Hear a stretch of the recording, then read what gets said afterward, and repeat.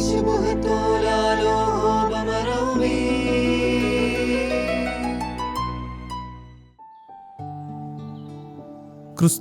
സമാധാനം നിങ്ങളോട് കൂടെ ഉണ്ടായിരിക്കട്ടെ.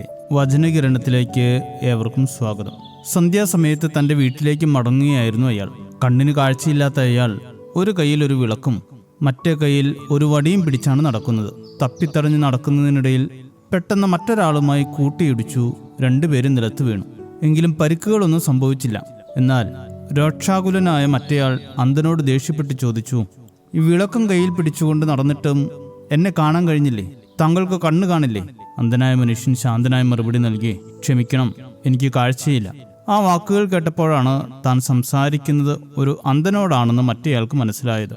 അവർ യാത്ര തുടരാൻ ഒരുങ്ങുമ്പോൾ അപരിചിതനൊരു സംശയം തോന്നി. അയാൾ ചോദിച്ചു, താങ്കൾക്ക് കാഴ്ചയില്ലെങ്കിൽ പിന്നെ എന്തിനാണ് ഈ വിളക്കും കയ്യിൽ പിടിച്ചുകൊണ്ട് നടക്കുന്നത്? അന്ധൻ പുഞ്ചിരിയോടെ മറുപടി നൽകി, ഇതെനിക്ക് വെളിച്ചം കാണാൻ വേണ്ടിയല്ല, മറ്റുള്ളവർക്ക് എന്നെ കാണാൻ വേണ്ടിയിട്ടാണ്. തൻ്റെ ജീവിതത്തിലെ കുറവുകളിൽ വ്യസനപ്പെട്ട് ദൈവത്തെയോ ലോകത്തെയോ കുറ്റപ്പെടുത്തി മുന്നോട്ട് പോകാനല്ല, മറിച്ച് തൻ്റെ കുറവുകളെ അതിജീവിക്കാൻ മറ്റുള്ളവരുടെ ജീവിതത്തിൽ വെളിച്ചം പകരുകയാണ് ആ അന്ധൻ ചെയ്തത്. തൻ്റെ മാത്രം ലോകത്തെ ജീവിക്കാതെ മറ്റുള്ളവരുടെ സൗകര്യത്തെക്കുറിച്ച് ചിന്തിക്കുന്ന ആ അന്ധൻ്റെ ഹൃദയവിശാലത ആ അപരിചിതന് ഒരു പുതിയ പാഠം നൽകി. പലപ്പോഴും നമ്മൾ നമ്മുടെ ലോകത്തിൽ മാത്രം ഒതുങ്ങി ജീവിക്കുമ്പോൾ മറ്റുള്ളവരെ കൂടി പരിഗണിക്കുമ്പോഴാണ് ജീവിതം കൂടുതൽ പ്രകാശമാകുന്നത് എന്നത് മറന്നുപോകുന്നു. പലപ്പോഴും സ്വന്തം കാര്യങ്ങളിൽ മാത്രം ശ്രദ്ധ വയ്ക്കുന്നവരായി നമ്മളിൽ പലരും മാറിപ്പോകാറുണ്ട്. സ്വാർത്ഥത നിറഞ്ഞ ആ ജീവിത രീതികളിൽ പലപ്പോഴും മറ്റുള്ളവരെ എങ്ങനെ ഒഴിവാക്കാമെന്നാണ് ചിന്ത. എന്നാൽ മറ്റുള്ളവർക്ക് പ്രകാശം പകരുമ്പോൾ ആ പ്രകാശത്തിൻ്റെ ഗുണങ്ങൾ നമുക്ക് ലഭിക്കുമെന്നത് വാസ്തവമാണ്. തൻ്റെ ജീവിതത്തിലെ അവസാന ഭക്ഷണം തയ്യാറാക്കാൻ ഇരിക്കുന്ന സറാഭാത്തിലെ വിധവയുടെ കുടിലിലേക്കാണ് ഏലിയ പ്രവാചകന്റെ കടന്നുവരവ്.